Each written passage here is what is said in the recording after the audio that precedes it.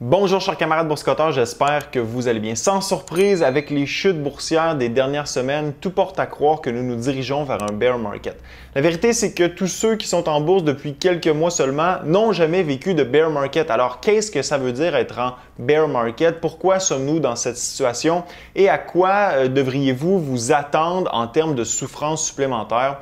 C'est ce dont je vous parle dans cette vidéo. Par contre, avant de commencer, je dois vous parler d'un nouveau commanditaire, InfoBref. Si vous voulez savoir à chaque jour, en quelques minutes, ce qui s'est passé d'important dans l'actualité québécoise comme à l'international et ce qui peut avoir un impact sur vos finances, j'ai un bon truc pour vous, les infolettes quotidiennes d'InfoBref. InfoBref vous donne l'essentiel des nouvelles économiques, politiques et technologiques en moins de 10 minutes par jour. Il suffit de vous inscrire à infobref.com et vous recevrez du lundi au vendredi une infolettre au réveil et une autre à 16 h. Elle résume en quelques phrases les principaux événements à connaître dans l'actualité. C'est simple, clair, factuel, pertinent et c'est très pratique. Ça peut vous donner des idées pour vos investissements et en plus, c'est gratuit. InfoBref, c'est une nouvelle façon de s'informer. C'est parfaitement adapté aux gens qui travaillent et qui n'ont pas beaucoup de temps disponible pendant la semaine.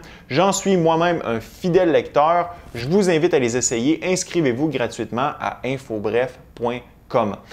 Un bear market est une période où la peur, l'anxiété et la nervosité prennent le contrôle de la trame narrative sur les marchés boursiers. L'optimisme des investisseurs qui prévaut en bull market laisse place au pessimisme. Le bear market est l'antithèse du bull market. Pour faire une analogie comportementale, le marché est en quelque sorte bipolaire. Pour les investisseurs, le bear market est leur épisode dépressif où tout est gris et semble sur le point de s'effondrer. Rien ne va plus. À l'opposé, le bull market représente à son paroxysme l'optimisme naïf et l'excès. Un bear market se concrétise lorsque le cours d'un indice boursier se transige en baisse de 20 % ou plus depuis son plus récent sommet. Il s'agit de l'étape suivant la correction boursière qui, elle, se caractérise par une chute de 10 à 20 % à partir du plus récent sommet de l'indice. En jetant un coup d'œil à l'état du marché actuel, on remarque tout de suite que certains indices sont déjà en bear market alors que d'autres sont en correction. Par exemple, le Nasdaq est en chute d'environ 27 % depuis son plus récent sommet et le S&P 500, quant à lui, semble bien ancré en territoire de correction avec une baisse d'environ 16 %. L'indice se rapproche dangereusement de la porte d'entrée vers le bear market.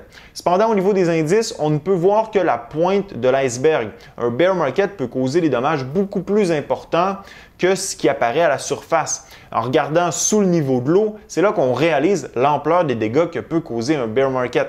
Prenons l'exemple du Nasdaq, qui se trouve actuellement en bear market, comme je viens de le mentionner. L'indice est en baisse de 27 %. Toutefois, plusieurs actions d'entreprise sont en chute de 60, 70, 80 ou 90 %. Par exemple, Rivian est en baisse de 83 %, Coinbase de 75 %, PayPal de 74 %, Netflix de 75 % et la liste continue.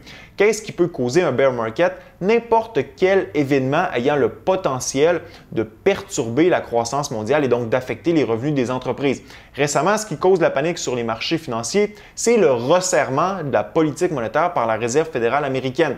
La Fed rehausse son taux directeur, ce qui a un impact sur les coûts d'emprunt dans toute l'économie. Les entreprises et les consommateurs en sont affectés, ce qui pose un risque pour la croissance de l'économie et la valorisation des actifs financiers.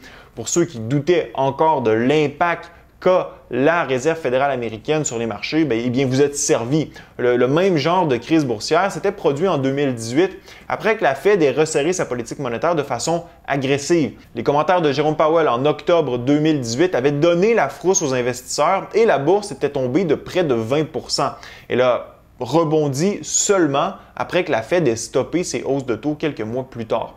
Tout ça pour dire que ceux qui sont en bourse depuis quelques années, vous devez avoir l'impression d'avoir déjà joué dans ce film. La différence majeure avec 2018 actuellement, c'est l'inflation. D'ailleurs, les données de mercredi seront déterminantes dans l'attitude qu'adoptera la Fed lors des prochains FOMC meetings.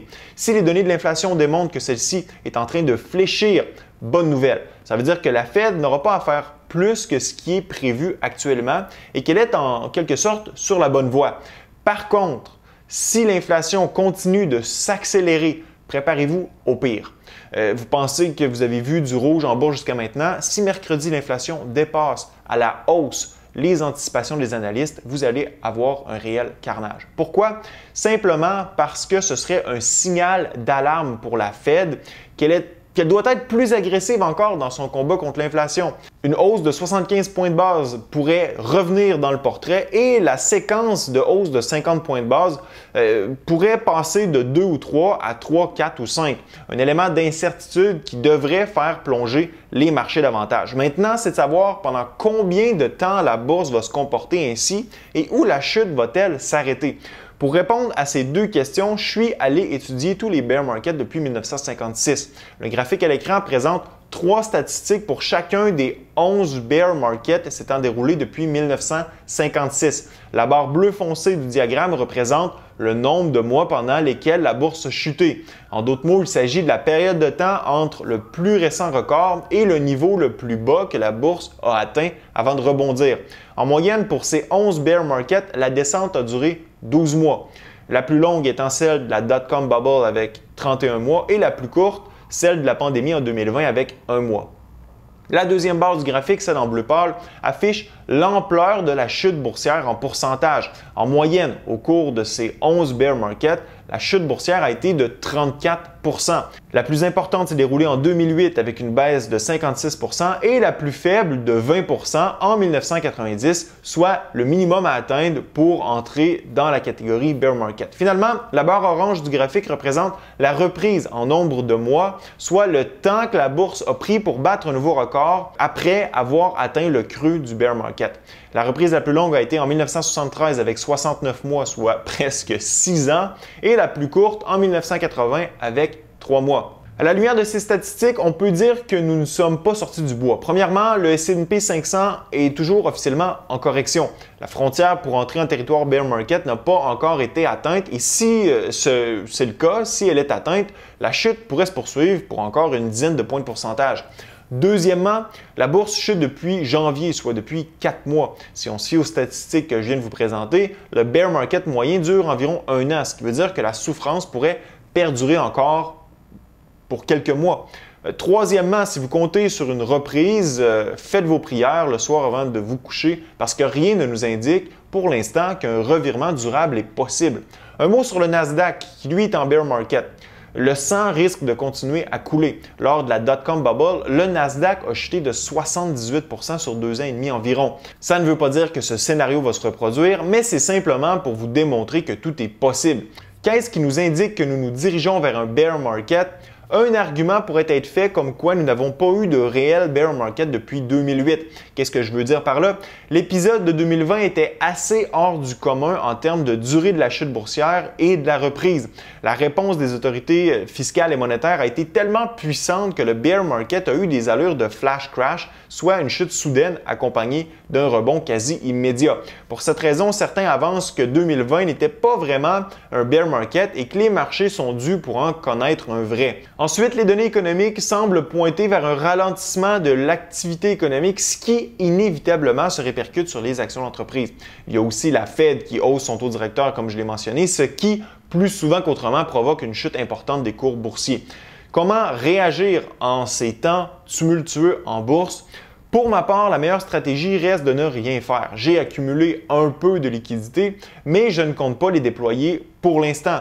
Les bear markets peuvent être trompeurs. Ils sont souvent ponctués de rebonds significatifs qui ont pour conséquence de faire croire à certains investisseurs que la chute est terminée. Par exemple, en 2008, de mars à mai, le S&P 500 rebondit de quasiment 12 %. Plusieurs pensaient que le pire était derrière eux. Malheureusement, le pire se trouvait devant eux. La bourse a chuté de moitié quasiment après le fameux rebond. C'est pour cette raison que je reste très prudent dans l'utilisation de ce que j'appelle dans le jargon la technique « buy the dip » ou acheter la baisse. Pour l'instant, je ne vois aucun événement catalyseur qui pourrait forcer un revirement de situation. La Fed a toujours un ton agressif, l'inflation augmente toujours jusqu'à preuve du contraire, la Chine perturbe encore les chaînes d'approvisionnement avec sa politique abusive de COVID-0 et la guerre fait toujours rage en Ukraine. Ça nous prendrait au moins un changement de direction du négatif au positif dans un de ces dossiers pour que je commence à penser à buy the dip. D'ici là, je continue de saigner des yeux et de me consoler en créant des mémés.